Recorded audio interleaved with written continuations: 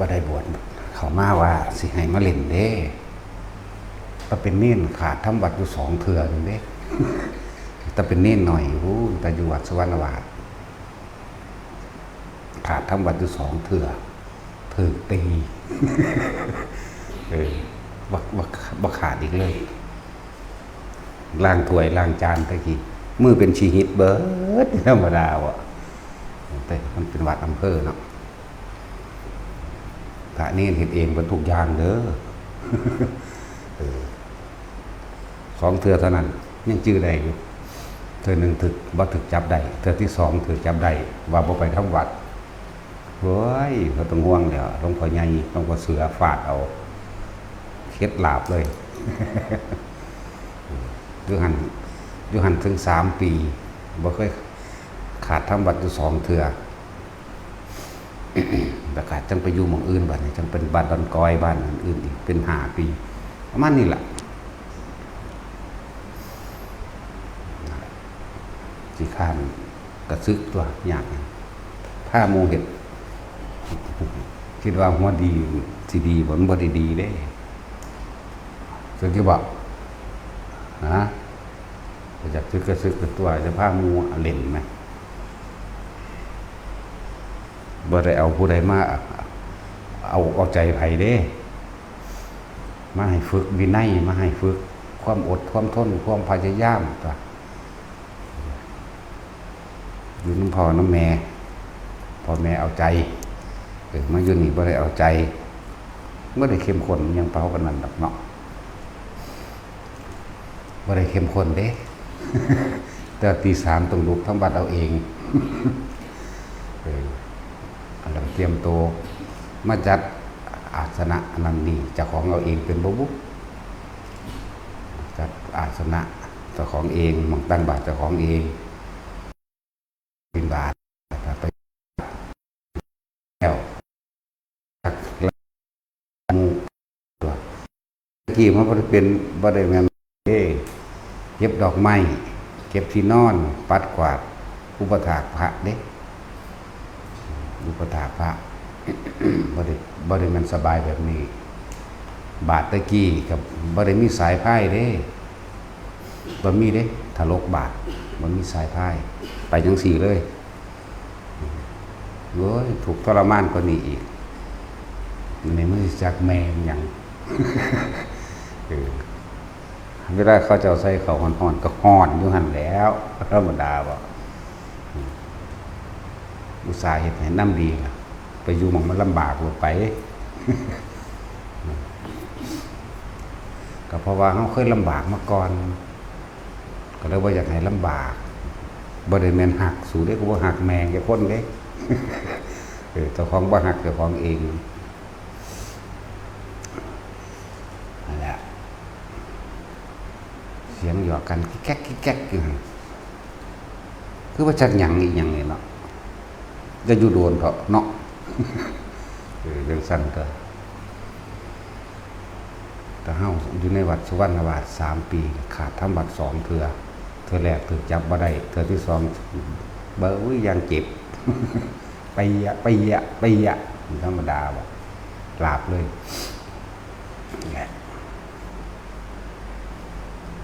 แล้วก็บ่ได้สบายแบบนี้บ่ได้เป็นแบบนี้ดอกนั่งอยู่นั่งกินก็บ่ได้เหลือเฟือแบบนี้เด้อ มันสั้น จื้อไว้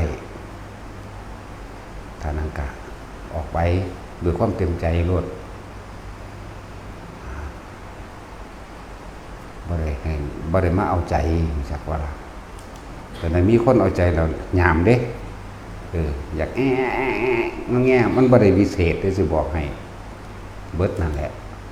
เพิ่นก็เอาใจเราสิเอาแต่ใจมันบ่แม่นเด้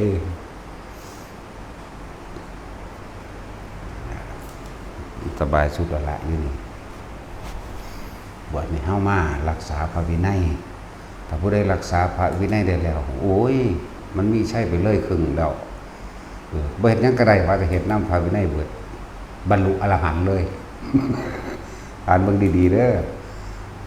อ่านเบิ่งดีๆ มันติงไปกับว่าไรใจคิดกับว่าไรโลภะเนี่ยใจคิดถ้าหยุดใจคิดออกได้แล้วโลภะก็บ่เกิดโทสะก็บ่เกิดโมหะก็บ่เกิดทั้งตัว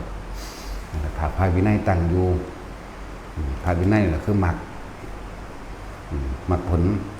ผลก็คือนิพพานก็ตั้งอยู่เหมือนเดิมทั้งสั้นแหละ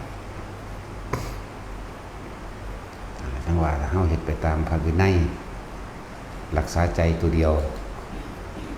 แค่ว่าบ่คิดนั่นนี่แล้วมันก็ค่อยๆเองหรอก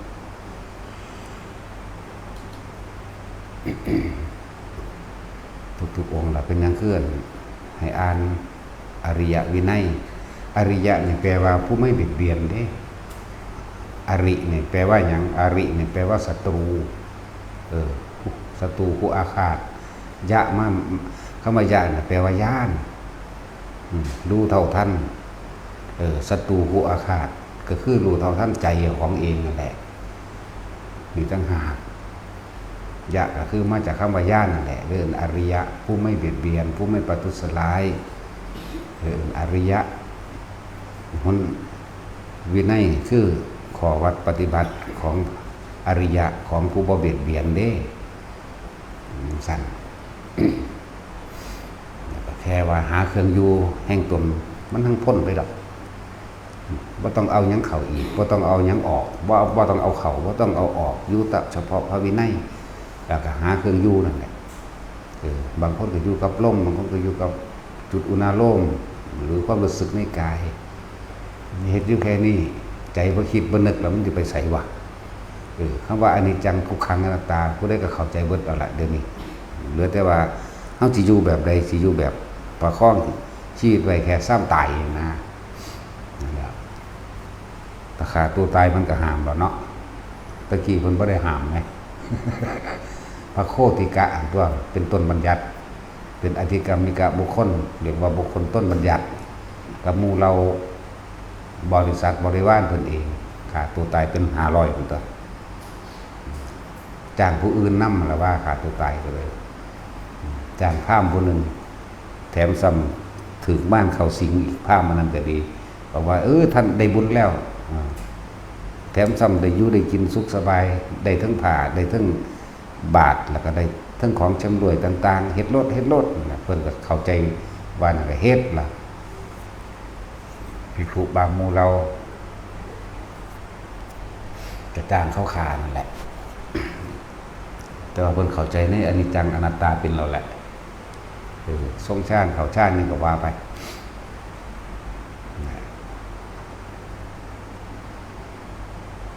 แต่ยังว่าชีวิตที่เหลืออยู่เนี่ยนะเฮาจะต้องสร้างความดีให้กับตนใช้ชีวิตที่เหลืออยู่สร้างประโยชน์จริงๆก็ว่าสร้างประโยชน์นี่แค่เฮารักษาพระวินัยมีข้อวัดปฏิบัติอันใดก็เฮ็ดไปนี่ก็เป็นประโยชน์เราได้นี่โหโดยธรรมดาได้ประโยชน์ก็คือการรักษาพระวินัยนั่นแหละแล้วผู้อื่นเห็นก็สงบเสงี่ยมเรียบร้อยบ่ปกบ่พร่องการกินการเดินการไปการมาจังซี่มันก็สวยงามแน่บุคคลที่บ่ทันมีศรัทธาก็เกิดศรัทธา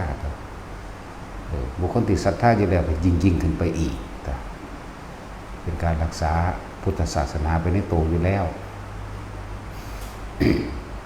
ฉะนั้นว่าเฮาเฮ็ดเฉพาะเฮาเองโลดบัดนี้ผู้อื่นมาเห็นไกลๆจังซี่รู้สึกว่าเป็นตาไปฝึกหัดนำเป็นตาไปปฏิบัตินำเด้สิว่าไปนั่นแหละสร้างประโยชน์เจ้าของเองนั่นแหละที่จริงเฮาแม้นเฮาบ่หวังประโยชน์มันก็เป็นประโยชน์มันก็เลยเกิดกลายเป็นประโยชน์ผู้อื่นแน่เหตุไปเถอะว่าต้องไปจำเป็นต้องไปอธิบายขยายความยังให้ผู้ใดฟังดอกว่าเจ้าของปฏิบัติดีหรือบ่ดีนั่นนะเสียเวลาสร้างประโยชน์ก็จำเป็นต้องอธิบายให้คนผ่านมาเข้าใจดอกมันบ่เข้าใจยังจักอย่างดอกยิ่งประเภททั้งผ่านพร้อมทั้งอนันตริยกรรมพร้อมมิจฉาทิฏฐิอนันตริยกรรมจบเลยบ่อาจสามารถที่ทำความเข้าใจให้บุคคลทั้งหลายที่มันเป็นแบบนี้ได้เด้ คนที่ยุยงสงฆ์ให้แตกแยกกัน คนที่ยุยงให้คนในบ้านแตกแยกกันเอาแบบมันก็ยุยงให้พระวัดนั้นผิดกับพระวัดนี้นั่นแหละอนันตริยกรรมจะไปอธิบายยังเขาฟังได้พวกนี้โคตรหนาได้เด้หนาคักมันเป็นธรรมดาปัญญากระถึกหนากันหนาพวกนี้บ่อาจสามารถปฏิบัติธรรมบรรลุยังได้ดอกบ่อาจสามารถเลยนั่งสมาธิกับบ่ได้พวกนี้เป็นฮึดฮัดอยู่ผู้เดียวก็เป็นฟึดฟัดเป็นอึดอัดเป็นพวกคุณเพื่อคุยต้องหาคนคุยทางเร็วคนพวกนี้เด้อพวกอนันตริยกรรมสมมติทำง่ายที่สุดคือการต้องสงแตกแยกนั่นแหละก็ประสงค์คือคนมูมากนั่นแหละสิ่งนี้อย่างวหาตวะอริยะสงฆ์ดอกนาคนมูมากแตกแยกกันเกิดความเข้าใจผิดซึ่งกันและกันเกิดรังเกียจเกิดเกลียดชังกันนั่นแหละเรียกว่า สังฆเพศเวทเด็ดขาดพวกนี้ห้ามมรรคผลนิพพานในศาสตร์นี้แหละสิ่งที่ห้ามนิพพานนั้นพยายามฆ่าพระพุทธเจ้าฆ่าพระอรหันต์ฆ่าพ่อฆ่าแม่แต่การยุยงสงฆ์แตกแยกหาย่างบางวันก็ห้ามหมายถึงว่าพวกเฮาเฝ้าระวังว่าไผสิเฮ็ดจังไดก็แล้วแต่เพิ่นโลดเฮาก็เฮ็ดเอาแต่เฮาแล้วเฮาก็บ่จำเป็นต้องไปอธิบายว่าเฮาเฮ็ดจังซั่นเฮาเป็นจังซี่หรอกเสียเวลาสร้างประโยชน์อีหลีเด้บ่ต้องไปแนะนำแบบนั้นแบบนี้หรอกคนหาเรื่องก็ย่อมหาเรื่องอยู่แล้วบ่หาได้เรื่องนึงก็หาเรื่องนึงหาไปเรื่อยๆเด้มันจื้อความเก่าบ่ได้หรอกเขาเว้าหน้ากับเขาเว้าหลังจื้อบ่ได้เด้บ่คือคนที่มีสัจจะคนมีสัจจะนี่10 ปีก็เว้าอันเก่า20 ปีก็เว้าอันเก่าบ่คือคนบ่มีสัจจะเด้คนบ่มีสัจจะนี่ตัวไม่ไปหน้าหาเรื่องไปเรื่อยเด้พวกนั้นตริยกรรมมันเป็นสั่นบ่บาปแต่ขาพวกนั้นสั่นก็ดีบ่บาปดอกได้บุญพร้อมมันจังสิบ่ได้ไปสร้างความเสียหายให้แก่ตัวมันเองเป็นอันดับหนึ่งให้กับผู้อื่นอีกเป็นอันดับ2ผู้อื่นคอยตามไปนำเด้เห็นว่าครบเทวทัตอาจารย์ศัตรูคบกับเทวทัตอีกก็จังซั่นแหละหลงฆ่าพ่อเจ้าของสั่นแม่ก็เลยตอมใจตายไปนำแม่ก็ตอมใจตายได้นั่งวิเทหิแม่เพิ่นนั่นจากว่าล่ะสั่นแล้วก็พวกที่หลงผิดที่ถูกเกลี้ยกล่อมไปนำยังตกข้างมาเท่าซุมื้อนี้เด้คือหลวงปู่หลวงปู่ชอบนี่นะหลวงปู่ชอบนี่นะโต๊ะข้างมาโอ้ยเสียเวลาขนาดเลยพอหมกขลากับภาษาดีบุตรเป็นน้ำออกมาตัวหลวงปู่ชอบหลวงปู่แหวนหลวงปู่ยังละทั้งลืมซื้อแล้วหลายองค์อยู่ได้ล่ะไปเห็นผิดเดินทางไปน้ำเทวทัตนะโอกาลิกะกับพ่อแห้งเห็นป่ะยังอยู่ในมหาเวจีอยู่เด้อเลยโอ้โหนานอยู่เด้อแต่ว่ามันนานอยู่แต่ว่ามันกับว่าเป็นต้นนะบอกคือเทวทัตเป็นต้นมูหัวหน้ามูพระเจ้าศัตรูกับวางหมื่นพระพุทธเจ้านี่แหละทั้งที่ขึ้น เทวทัตกับวางแสนพระพุทธเจ้าทั้งที่ขึ้นโอกาลิกะแต่เบาอยู่มันเห็นน้ำเขา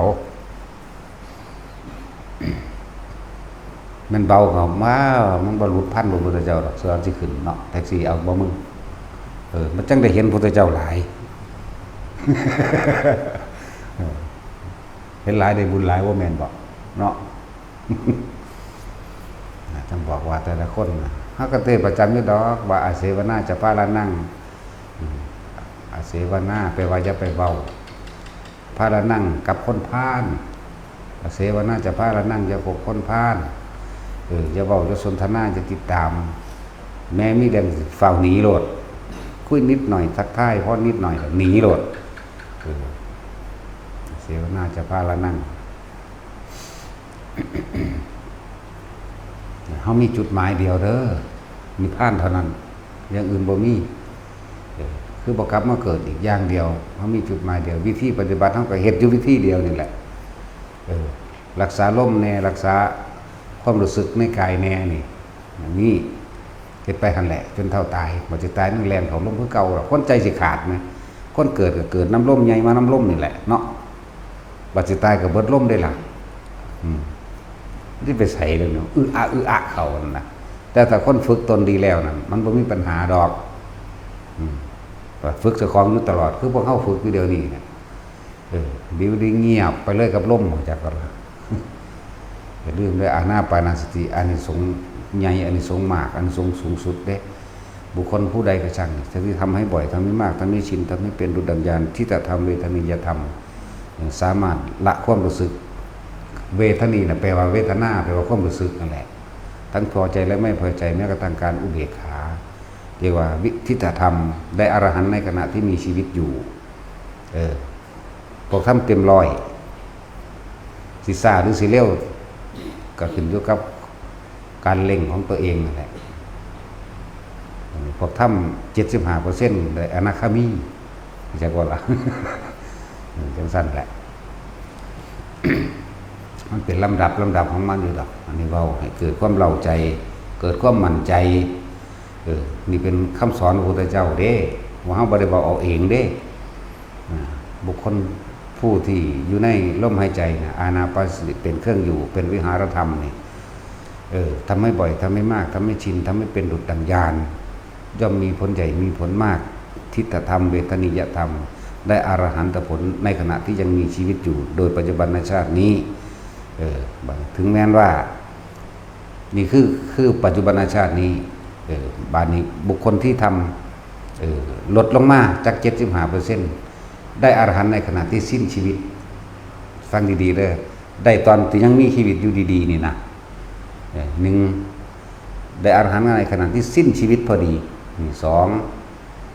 อันที่สามหากยังไม่ได้อรหันตผลในขณะที่สิ้นชีวิตเขาเพิ่งเข้าสู่อนาคามีนะเห็นบ่ล่ะนั่นตัวอันที่สามเพิ่นอาจจะเบาๆลงมาเห็นบ่เรื่องน้อยๆก็พวกเฮาทรงชาติเจริญชาตินี่เข้าสู่พรหมโลกเด้พรหมโลกมันอายุยืน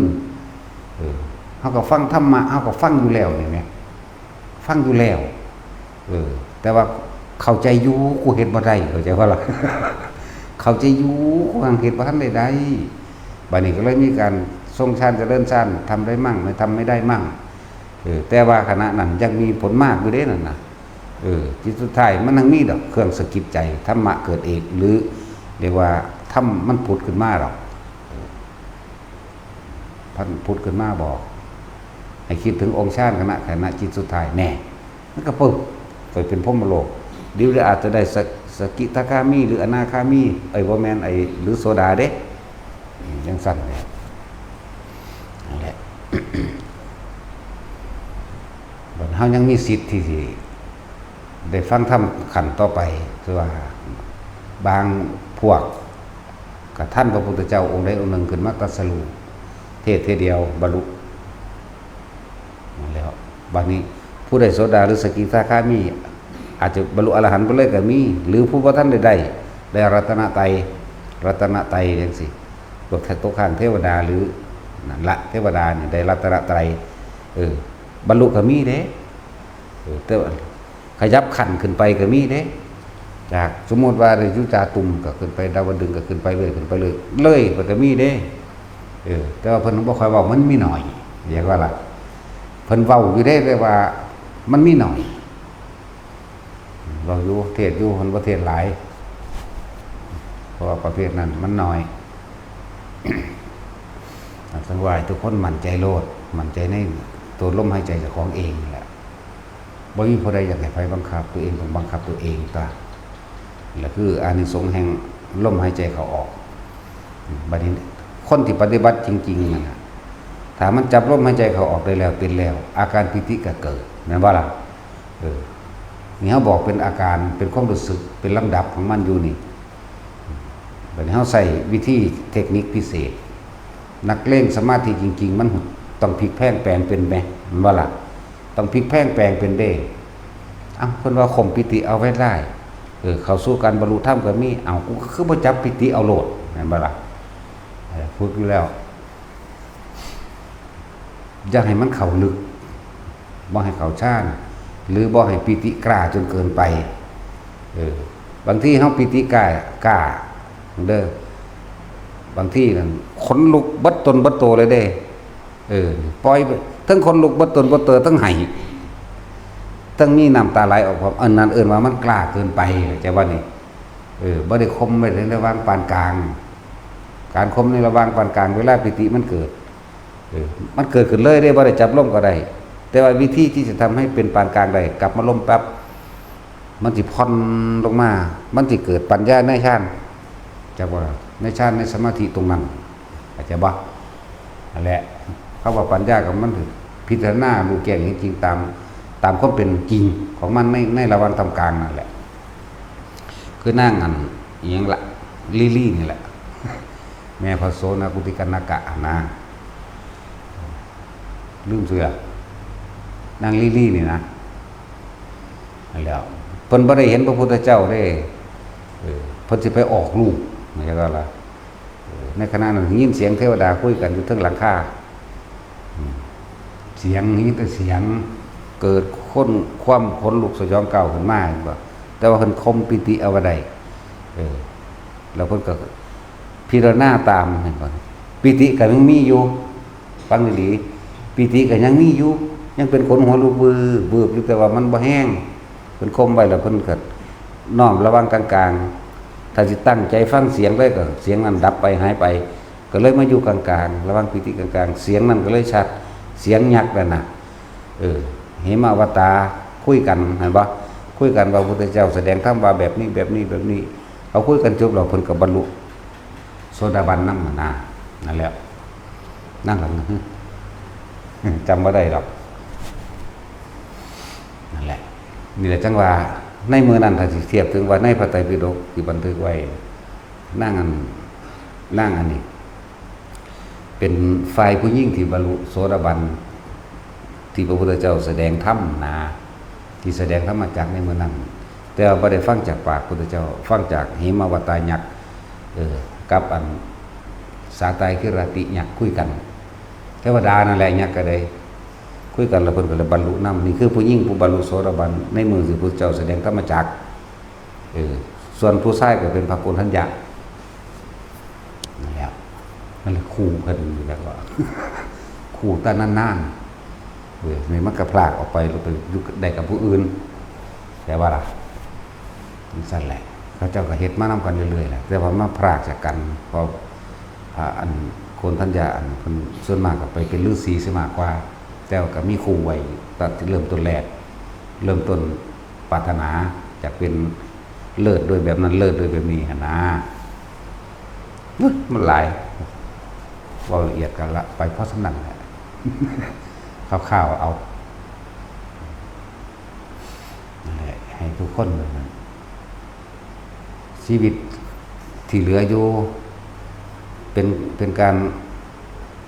ยกสู้บารมีให้กล้าขึ้นให้แข็งแกร่งขึ้นก็เลยว่าให้ทุกคนทรงพรหมวิหาร4คำว่าทรงนี่บ่ทุกคนต้องเข้าใจว่าคำว่าเมตตากรุณามุทิตาอุเบกขานี่เป็นทางการกระทำเด้อย่างว่าล่ะเมตตานี่มันเกิดสำนึกในใจอยู่แล้วเรียกว่าถ้าเฮารักตัวเองแล้วเสมอด้วยตนเฮาก็ต้องรักตนเสมอด้วยผู้อื่นเด้บ่หวังทำลายเบียดเบียนไผตัวที่มันเป็นการแสดงออกทางกายและวาจาได้ก็คือตัวกรุณาคือตัวช่วยเหลือเข้าใจบ่ล่ะช่วยเหลือแบ่งปันให้ทานกับแม่นคือจังเฮาเฮ็ดโรงทานไปเรื่อยๆของเฮาเองผู้ใดมีความเดือดร้อนเฮาพอซอยได้สำใดเฮาก็ซอยไปจังซี่นะแต่ก็เฮาก็บ่หวังสิ่งใดตอบแทนผู้ใดทำความดีมาแบบใดก็สร้างเฮาบ่เคยอิจฉาริษยามุทิตามีแต่ยินดีร่วมในการกระทำของเขาตลอดแล้วมีแรงกระทบกลับมาเฮาก็วางจิตเป็นอุเบกขาเนี่ยตัวนี้ปลูกต้นไม้ก็เป็นเมตตาอยู่แล้วบ่ว่าทั้งมนุษย์และอมนุษย์ก็ได้กินได้อยู่ได้พักได้เศร้าแม่นบ่ขุดบ่อน้ำบ่ลงบาดาลนี่ก็แม่นทั้งเบิดนี่แหละหรือสร้างถนนทางมันก็เป็นกรุณามุทิตาอุเบกขาอยู่แล้ว เวลาเฮาปลูกต้นไม้ผลไม้กินได้มดแดงก็กินได้แมงบงก็กินได้เพี้ยก็กินได้ทุกอย่างคือเฮาบ่ได้ใส่ยาฆ่าแมลงเฮาบ่ได้ขับไล่นะแต่ที่อีกอันนึงเด้อภูมิเทวดาลุกขะเทวดาหรือบางบทยังก็แล้วแต่สิว่าไปดอกมองใดมีการทำวัดสวดมนต์ภาวนาเขาสิลังมาเด้แสงสว่างในจิตใจของภิกษุสงฆ์สามเณรองค์นั้นๆดึงดูดญาติมาก่อนดึงดูดพวกญาติแต่ของมาก่อนมารับส่วนผลบุญกุศลกรรมดีต่างๆที่เฮ็ดนั่นแหละดึงดูดเข้ามาเขาได้ส่วนบุญด้วยแต่อันอื่นๆบัดนี้เขาก็ชักจูงหมู่พวกเขามานำเห็นบ่ล่ะก็ชักจูงมันก็หลายนั่นแหละมันก็มีสิ่งจังซี่แหละที่เป็นหยังมันบ่ได้เบิ่งยากดอกอันว่าวัดใดเจริญหรือว่าเจริญนั่นน่ะมันขึ้นอยู่กับผู้นำเด้ที่เอิ้นว่าบารมีอิหยังน่ะโอ้ยบารมีเพิ่นเนาะเพิ่นก็ฝึกมารอดตายคือกันล่ะนะรอดตายเด้มันจึงได้ทำมาถ้าบ่รอดก็คือตายมันรอดตายได้มันจังมาจังซี่จากแสงสว่างของคนผู้เดียวดึงดูดผู้อื่นมาได้นี่บ่ได้เอิ้นไผมาได้ล่ะมันหังมามันบ่จักซี่เท่านั้นแล้วบ่ได้เอิ้นไผมามันหังมาพวกเทวดาที่มีศักดาขึ้นไปแน่อย่างเช่นสัญญามาดาวดึงต่างๆเพื่อหาดุสิตถึงพรหมโลกพุ่นล่ะเขาได้รับส่วนบุญจากเฮาหรือรับกระแสธรรมจากเฮาแม่นบ่เขาก็ไปสะกิดญาติๆเข้ามาญาติคนนี่แหละบัดญาติคนมาทำแล้วเวลาทำบุญทำทานอุทิศบุญออกโดยบ่หวังสิ่งใดตอบแทนมันถึงอยากบ่ล่ะบัดนี้คอยมีฤทธิ์มีเดชขึ้นมาก็คอยลังไหลกันเข้ามาคือคนมาเดี๋ยวนี้แหละแม่นบ่ล่ะตะกี้สิมีไผมาเนาะนั่นแหละมันก็เลยมาแบบทั้งลึกลับ ทั้งบ่ลึกลับดอกกันเว้าอธิบายมันบ่ได้ลึกลับเด้ผู้นั้นญาติผู้นั้นเป็นเปรตปรัชตูชีวิเปรตพวกนี้รอรับส่วนบุญอันญาติผู้สูงกว่าหมายถึงอาจจะเป็นจาตุมดาวดึงจังซี่นะไปสะกิดญาติที่เป็นมนุษย์มาเข้าใจว่าล่ะญาติที่เป็นมนุษย์มาก็มาทำบุญกับผู้ทรงศีลทรงธรรมทรงชาติก็ว่าไปบัดนี้เฮาก็เน้นอยู่แล้วว่าเวลาพวกเราให้ทานหยังนี่อย่าขออยากว่าล่ะการขอเป็นการตัดผลท่านผลบุญที่มันสิไปถึงญาติเจ้าของเองบัดนี้มันบ่ขอบัดนี้มันฟังความเพิ่น มันก็ไปของมันเองพวกนั้นก็มีกำลังมากก็มาเรื่อยล่ะนั่นแหละมันก็มานำจังซี่จึงว่าเฮาเน้นว่าเวลาพวกเจ้าให้ทานเฮ็ดหยังก็สร้างพวกเจ้าจะขอให้ทานหรือมาสวดมนต์ภาวนานี่ศีลมันก็มีในตัวอยู่แล้วเวลาเฮาอุทิศผลทานบุญกุศลกรรมดีข้าว่าอยู่แล้วเสมอแม่นบ่ล่ะขอผลทานบุญกุศลกรรมดีจงถึงแด่นี่แม่นบ่ล่ะเฮาภาวนาอยู่แล้วมันก็ถึงบัดนี้ส่วนการสิได้รับหรือบ่ได้รับก็ขึ้นอยู่กับของเขาบัดนี้เฮ็ดดูเขามันก็ได้รับของมันนั่นแหละนั่นซั่นเบิ่งวัดใดสิเจริญหรือบ่เจริญนั่นน่ะมันเบิ่งบ่ยากเบิ่งคนเขาวัดแม่นบ่ซั่นพอภิกษุสามเณรในหันเขาเจ้าเรียกว่าทำตามพระวินัยก็ว่าเรียกว่าปฏิบัติแล้วบุญมันเกิดก็ว่าหรือหลายๆอย่างนั่นแหละบางองค์ก็เป็นโสดาสกิทาคาก็มีเห็นบ่ล่ะมันสั้นแล้วจังหน่อยๆเฮาทรงชาติเป็นเอาหน้าเรียกว่าทรงชาติเป็นบ่มีแนวตกข้างเด้ทรงชาติมันเป็นอุเบกขาเด้เข้าใจว่าล่ะมันว่ามีแนวตกข้างเด้หมายถึงว่าเวลาเฮาถวายของกับภิกษุผู้ทรงฌานเวลาเฮาอุทิศบุญนั่นเขามันว่างกิจเป็นอุเบกขาอยู่แล้วหมู่ภิกษุสงฆ์เหล่านั้นนะว่าตลอดทั้งการได้แนะนำคำสั่งสอนอันนี้ ว่าพวกเจ้าท่านจะหวังผลท่านจะแลกของจะไปหวังผลในท่านเรื่องนั้นทั้งสิ้นจะไปปรารถนาหยังเราให้พวกเจ้าตั้งใจอุทิศบุญสะพานบุญมันว่างอยู่แล้วนี่ยากว่าล่ะมันก็เลยเป็นของบริสุทธิ์ทั้งสองฝ่ายอุบาสกกับปฏิฆาหกอุบาสกคือผู้ให้ทานปฏิฆาหกคือผู้รับทานเขาส่งชาติของเขาอยู่แล้วมันก็ไปเลยนั่นแหละเป็นแบบนั้นเห็ดดูเขาหมายถึงให้ท่านดูเขาจากนักก็เลยคอยเบาเขาจนถึงมาขันเปรตสั่นสนิทสุดท้ายไปเป็นเทวดาก็เป็นได้เลยมาเกิดเป็นมนุษย์ก็เกิดได้เลยจากว่าล่ะไปทั้งสั้นละเขามาแบบนั้นจังว่าชีวิตที่เหลืออยู่พวกเขาทำประโยชน์ได้สองอย่างประโยชน์มนุษย์และประโยชน์อมนุษย์จากว่านี่ประโยชน์มนุษย์ชักจูงชักชวนหมู่พวกควรฝูงเขามาสู่ธรรมช่วยเหลือแบ่งปันทั้งที่เป็นญาติและไม่ใช่ญาติก็ช่างนี่คือประโยชน์มนุษย์ประโยชน์อมนุษย์แม้นสัตว์เดรัจฉานต่างๆที่ในวัดเฮาอึดอยากอย่างเนาะหมาก็บ่ได้เอิ้นมาจักมันมาแมวยังหลายแต่บุเนาะตั้ง30กาก็บ่ได้เอิ้นเด้มันเป็นรอยมันว่าสั่นมันจะทางใดแมวก็จะผู้ใดเอามาออกลูกจากภาควิทยาหามเอ้ยทั้งสั่นแล้วนั่นแหละคนมื้อนี้เป็นว่าก็มานี่แหละประโยชน์โลกนี้แล้วก็ประโยชน์เทวโลกก็มีสัตว์ปลามันบ่ได้เบิ่งยากเด้วัดใดสิมันเสื่อมมันส้มเลื่อนลงทั้งที่มีภิกษุอยู่นะนั่นว่าล่ะวัดเศร้าหมอง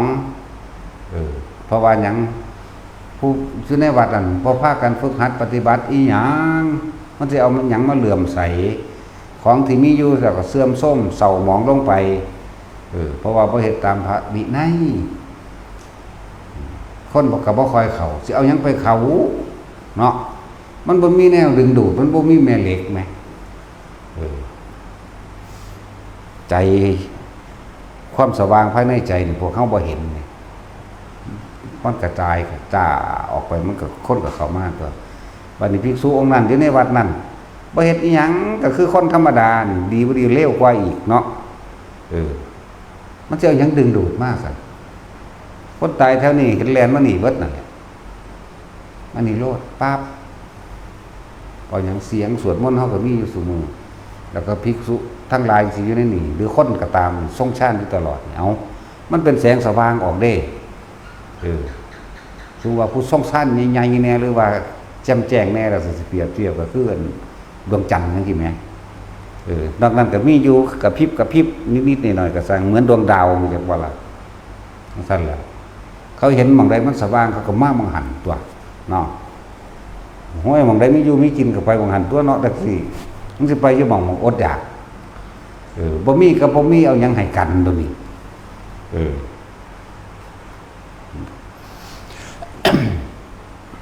นี่จังว่าเฮาได้ประโยชน์2อย่างไงบ่ประโยชน์โลกนี้และประโยชน์โลกหน้าทั้งมนุษย์และอมนุษย์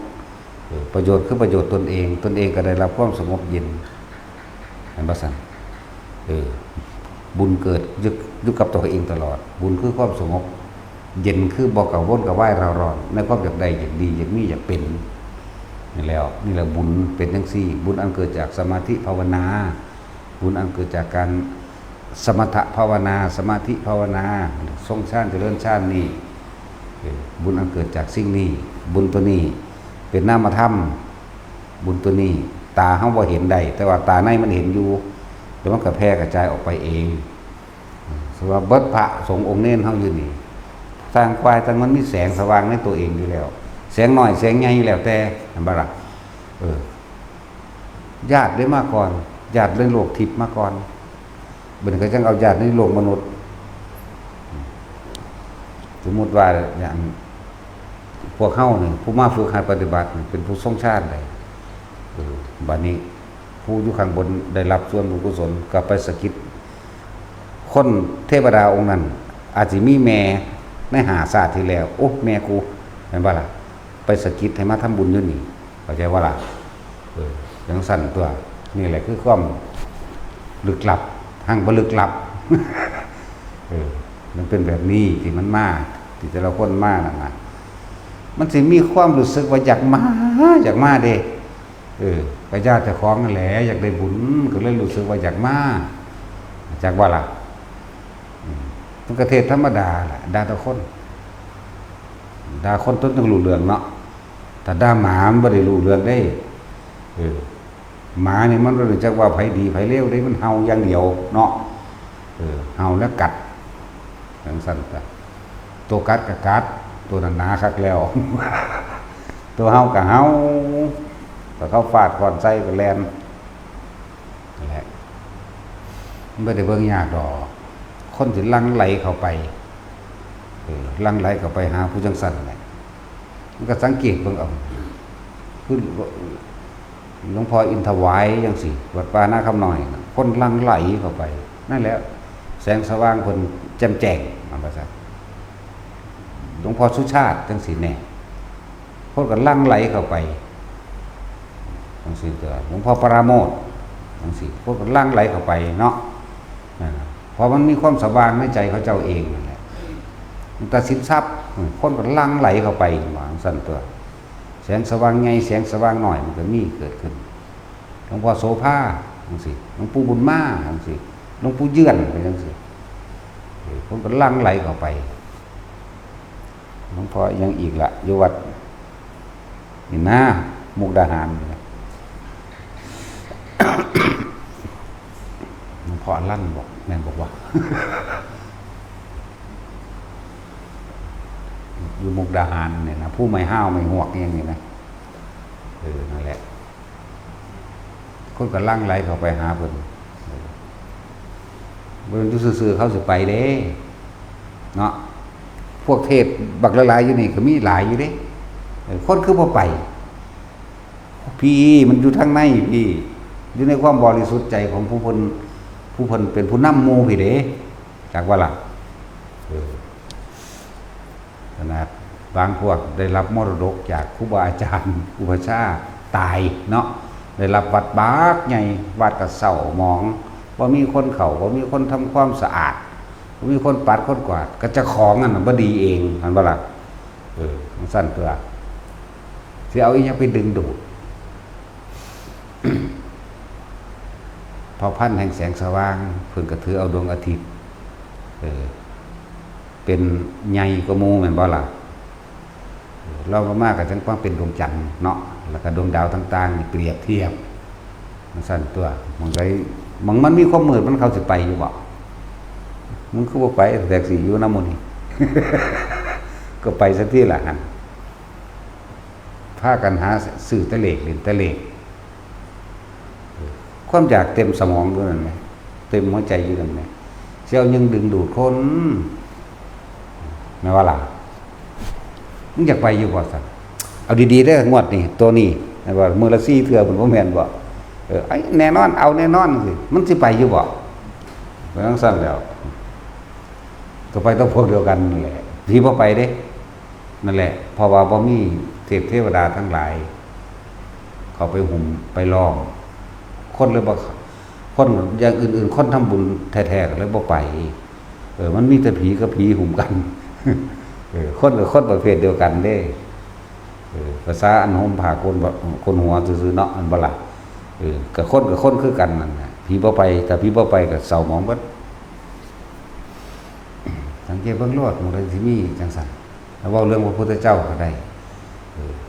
หลังจากมือเพิ่นนั่นแสดงธรรมจักรกับปวัตนสูตร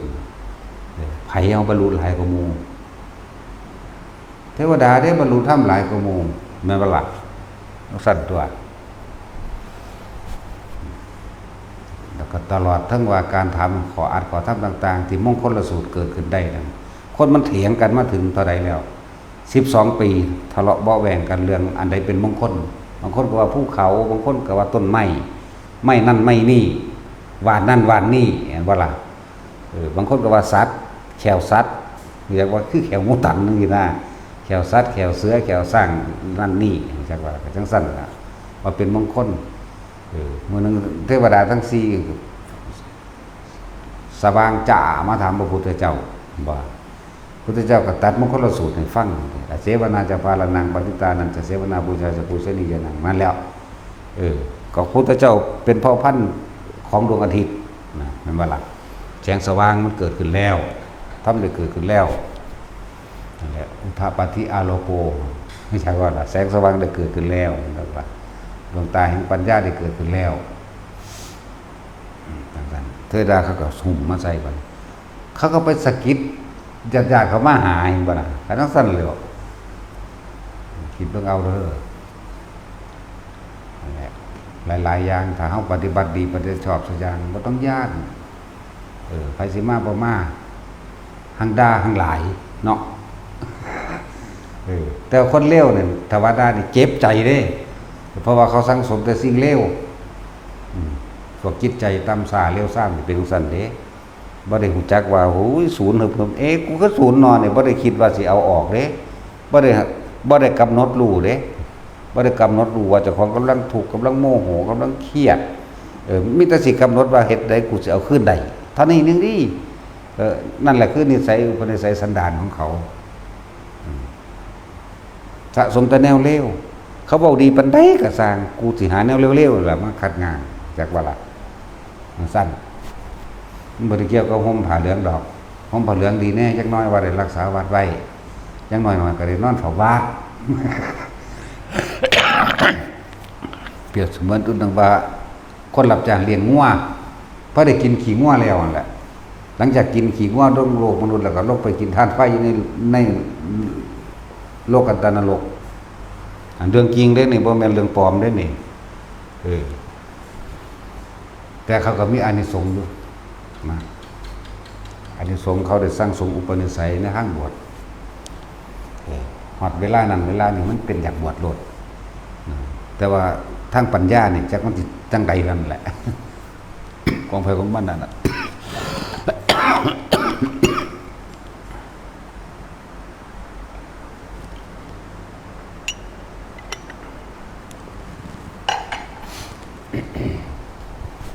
พวกเฮาสิปฏิบัติว่าพวกเฮาสิเฮ็ดให้เฮาพ้นทุกข์ผู้อื่นก็พลอยได้พ้นไปนำเด้อย่างน้อยๆก็ทุกข์ภายนอกเข้าใจบ่ล่ะคือว่าแต่ละคนอาจจะได้โสดาสกิทาคาหยังก็แล้วแต่นี่คือเฮาภายในวันนี้ผู้พ้นจากภายนอกสมมุติว่าญาติเป็นเปรตอยู่ก็ได้รับส่วนบุญส่วนกุศลที่เฮาอุทิศออกไปเขาก็ได้พ้นจากความอดอยากทุกข์ยากลำบากจากนรกจากเปรตจากหลายๆอย่างนั่นแหละบ่ได้ว่าแต่แค่นั้นบัดนี้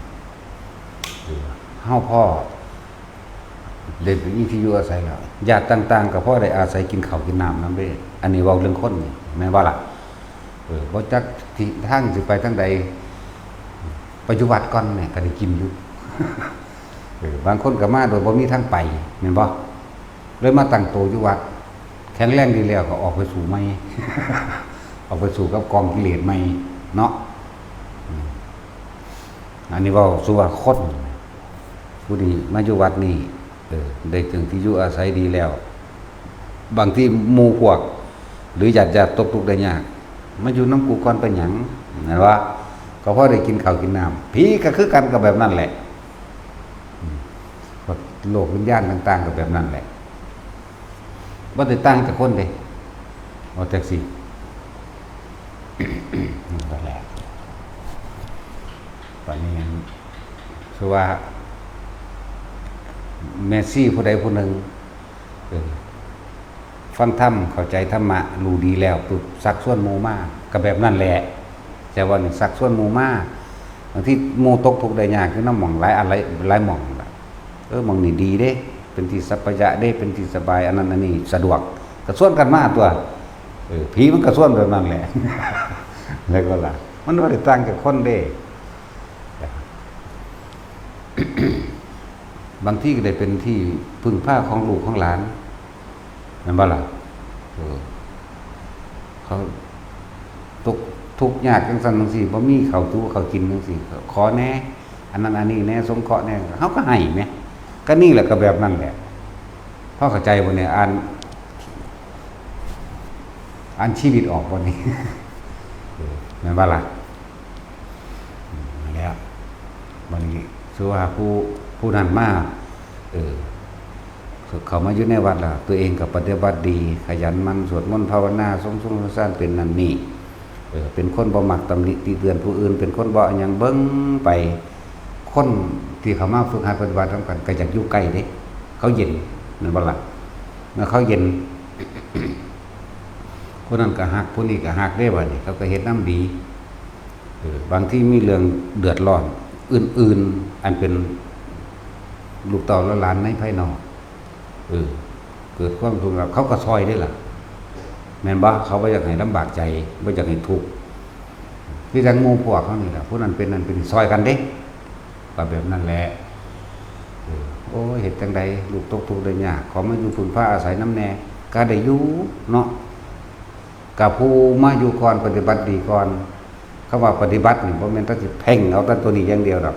นิสัยกิริยาภายนอกนำแหม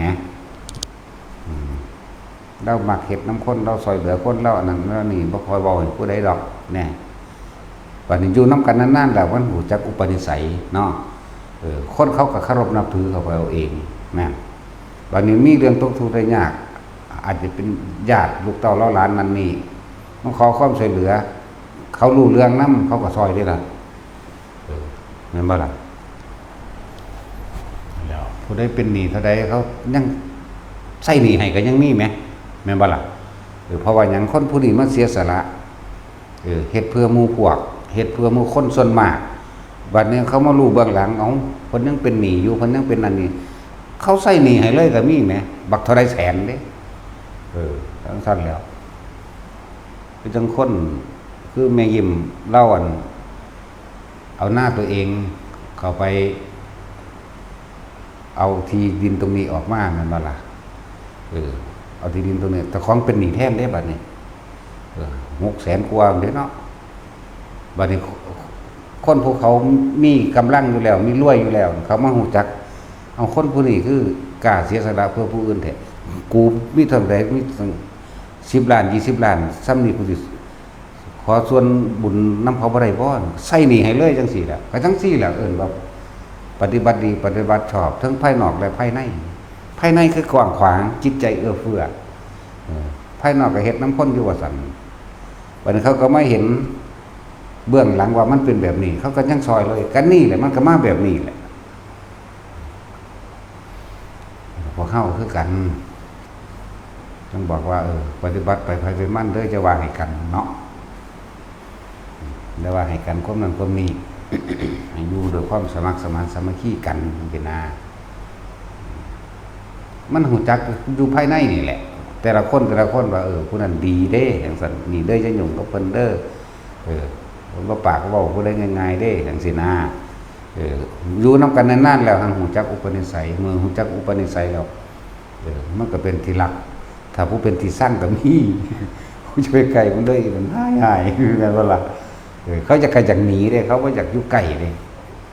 อันแล้วบัดนี้จะเว้าเรื่องภายในบัดนี้ถ้าผู้หมู่พระภิกษุสงฆ์เพิ่นปฏิบัติดีแล้วนะเทวดาอินทร์พรหมก็อยากอยู่ไกลเมื่ออยากอยู่ไกลแล้วเขาก็อยากให้ญาติเขานั่นได้มาทำบุญกับผู้จังซี่เขาก็ไปเข้าฝันบ่หรือฝันไปบ่หรือยังอยู่ซื่อมันก็ดีดขึ้นโลดอันยังนี่ขีบธรรมะนี่นะดีดขึ้นเราฟังเราติดอกติดใจ2 มื้อ 3 มื้อเราฮ้อนห้นจากมาเนี่ยก็ญาติเจ้าของเองล่ะไปอยากให้มาเมื่อมาแล้วก็เกิดความเข้าใจลึกซึ้งเขาก็ได้ทำบุญอุทิศไปกับมันก็ถึงแก่ผู้ไปสะกิดมานั่นแหละอันแล้วหลายอย่างครับแต่ที่ว่าตามธรรมบทหรือว่าสมัยพุทธกาลที่เพิ่นบันทึกไว้ก็มีแนวนี้ได้ล่ะคือพระโมคคัลลาเพิ่นไปเที่ยวนรกสวรรค์เนาะโอ้ยบอกญาติผู้ขาทำบุญมาให้นี่เด้อแน่ก็ยังมีอยู่ไหมผู้นั้นเป็นเปรตผู้นี้เป็นนั่นเป็นนี่บางทีไปหาเทวดาบอกว่าพวกมนุษย์ทั้งหลายมีโอกาสแล้วจะพากันประมาทเด้อให้ทำบุญนั่นอันนี้อุทิศมาให้เนี่ยคือกัน อุทิศมาแน่หรือว่าทำบุญอันนี้อุทิศนะหรือว่าลูกไปเป็นเทวดาแม่เสือกไปเป็นเปรตก็มาสะกิดกับฝากพระคุณเจ้าองค์นั้นแหละว่าขอให้ลูกหรือว่าขอให้ญาติทำบุญอุทิศไปให้ผู้ดีแน่นี่มันก็เป็นทั้งสี่แหละแล้วจังว่าปฏิบัติไปเถอะสละออกอย่างเดียวบ่เอาจักอย่างในใจเฮานี่คือบ่อยากได้หยังบ่อยากเป็นหยังนั่นน่ะบอกให้แต่ละคนว่าเวลาเฮาทำบุญทำทานเด้ออย่าหวังผลในทานอย่าไปคิดกังวลในความอยากได้และอยากเป็นกับมันดอกนั่นแล้ว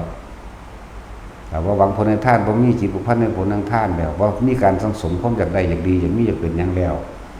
การอุทิศผลทานบุญกุศลกรรมดีมันก็เป็นไปของมันเองมันก็ไปถึงกับญาติ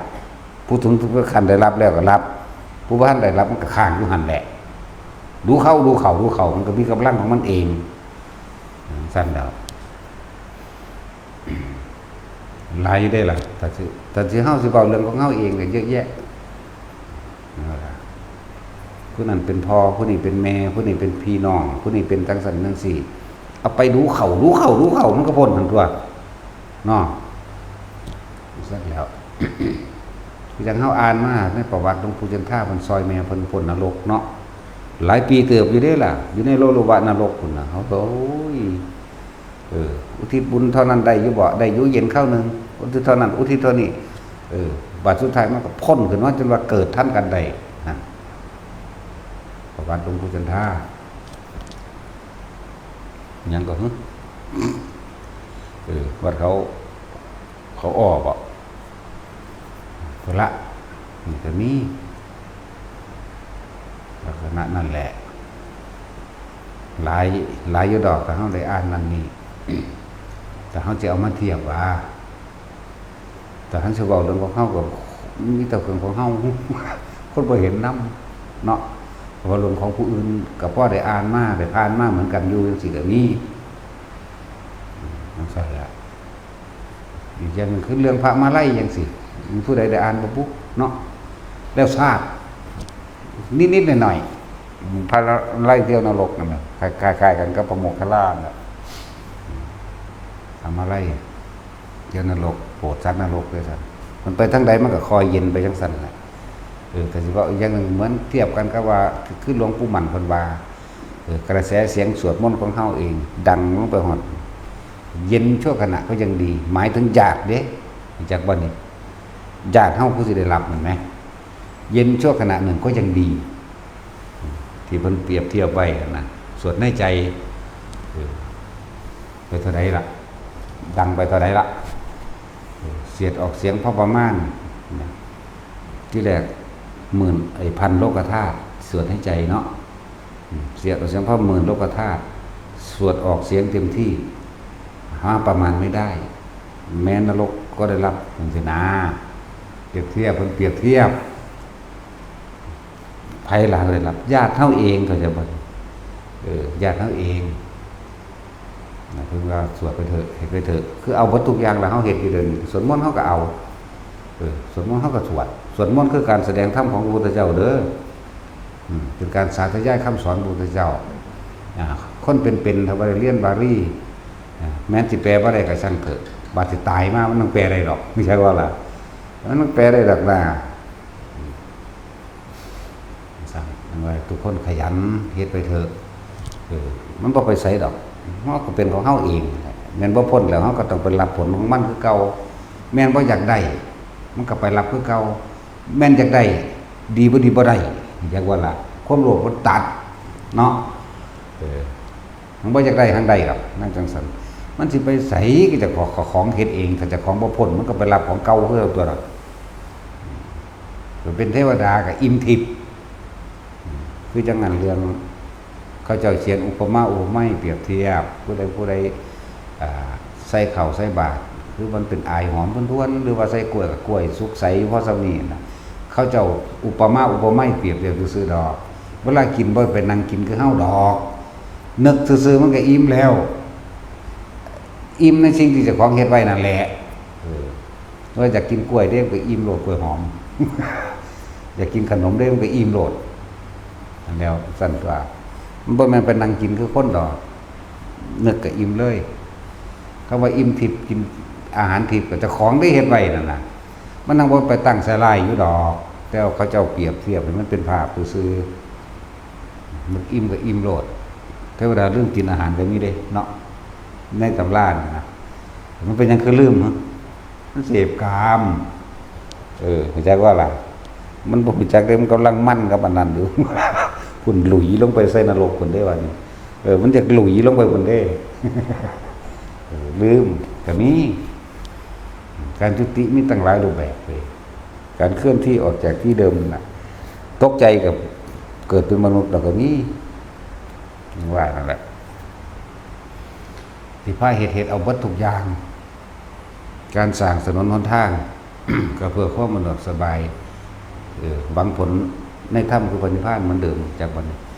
การสิปลูกต้นไม้ให้ท่านเป็นการเสียสละความเห็นแก่ตัวนี่ปัจจุบันนี้ปลูกต้นไม้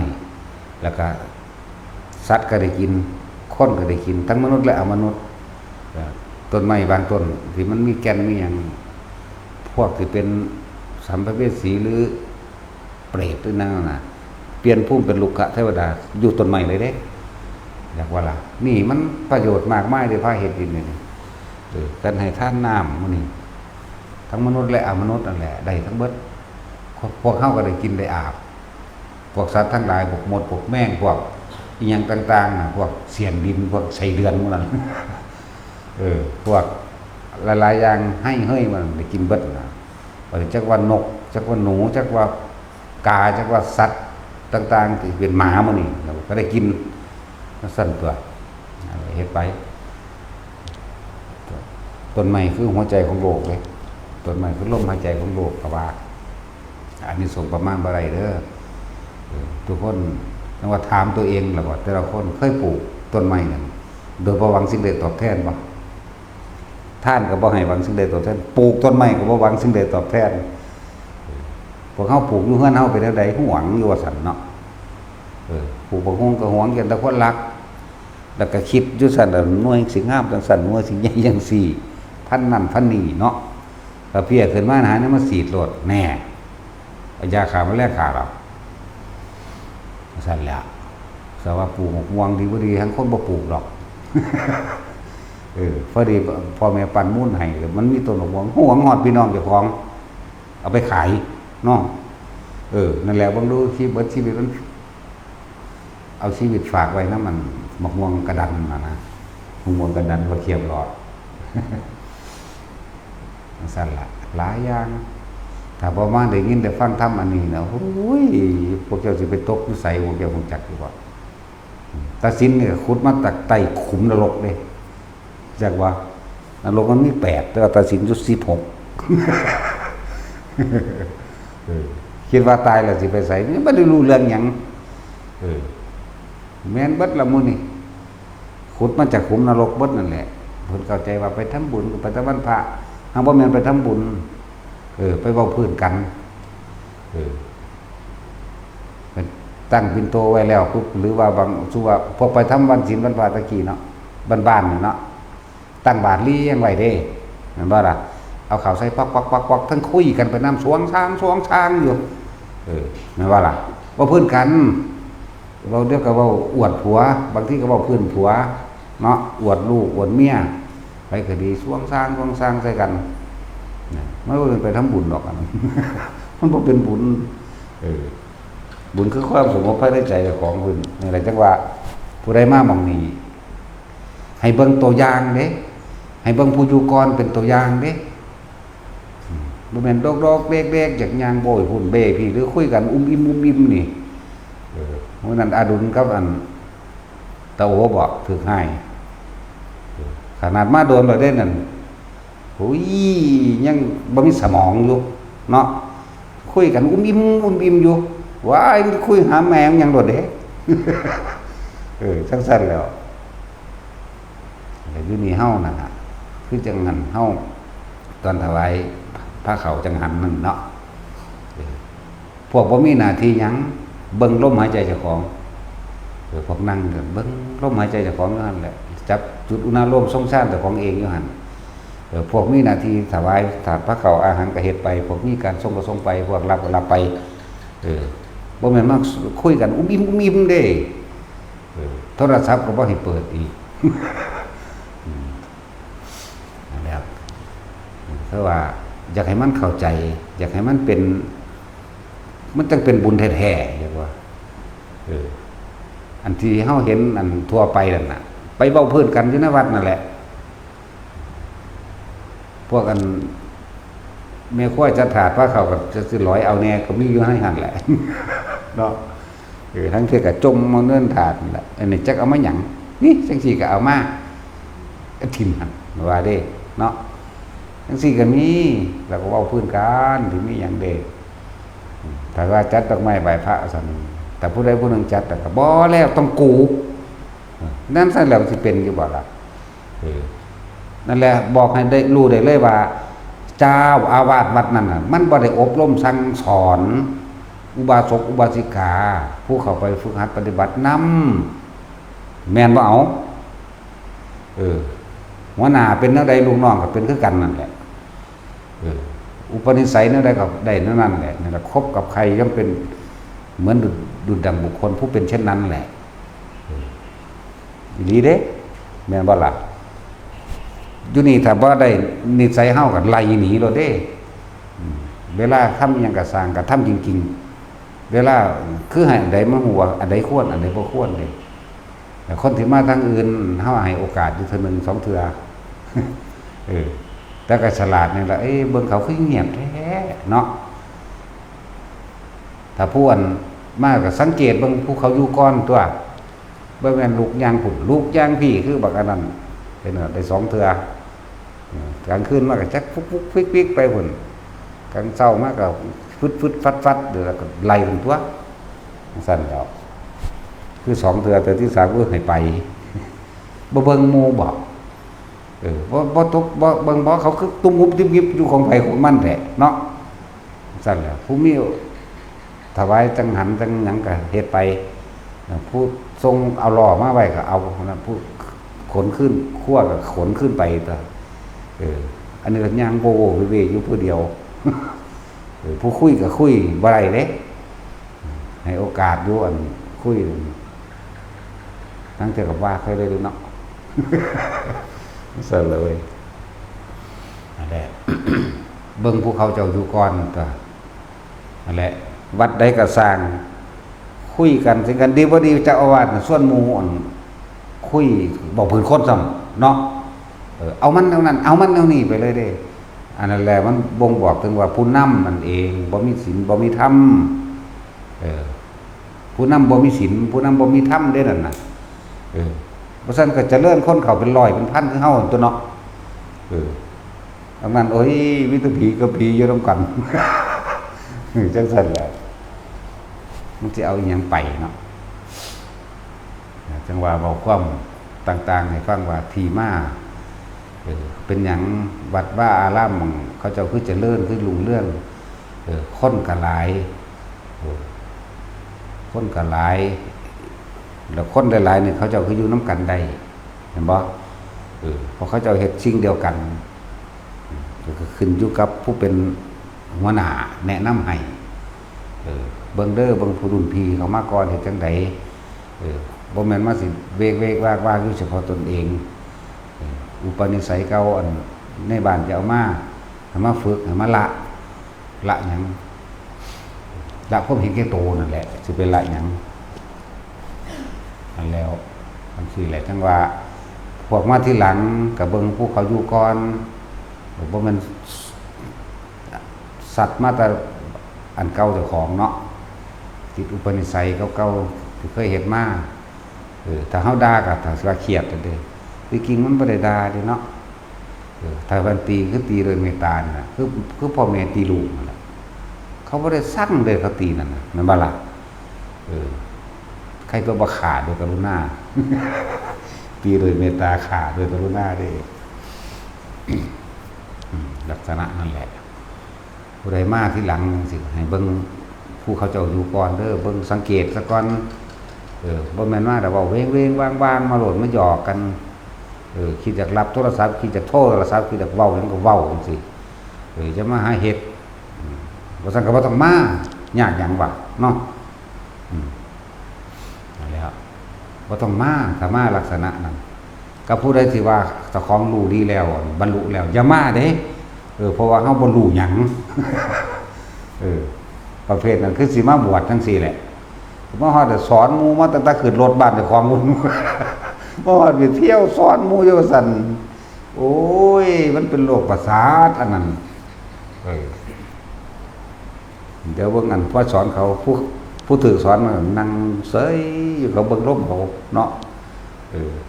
ทั้งนั้นสอนเขาอยู่ว่าซั่นโอ้ยหาเลยบ่ได้บวชซ้ำไปล่ะเพราะว่าบ่มีผู้ฟังบวงวิปริตจังซั่นแล้วก็บอกไว้ก่อนถ้าผู้ใดดีแล้วจะมาเด้นั่นแหละแต่ว่าแต่ของบรรลุนั่นรู้จักนั่นรู้จักนี่แล้วบ่ต้องมาอยู่จะเจ้าของโลดหมู่สิปวดหัวอยู่นำหมู่บ่ได้นั่นแหละแต่ว่าเบิ่งรุ่นเก่าๆเบิ่งรุ่นพี่หมู่ภิกษุสงฆ์กับเบิ่งรุ่นพี่คนที่มาใหม่กับเบิ่งรุ่นผู้อยู่ก่อนนั่นแหละรุ่นพี่นั่นแหละเขาเจ้าคือเงียบแท้สิบอกตะกูนี่บ่นี่ก็สิบ่คิดบ่เนาะถ้าหลวงพ่อได้วากใส่นั่นแสดงว่าเพิ่นฮักกว่านี้ล่ะจังบอกเนาะถ้าเพิ่นสั่งให้ขาเลยเด้นั่นแหละสินไล่หนีเลยเด้นั่นแหละขาไล่หนีเลยมันขาปาดข้อหรอกไล่หนีนี่เจ้าบ่มีโอกาสได้มาฟังแบบนี้หรือเจ้าไปหาหม่องอื่นโลดก็ได้แล้วแต่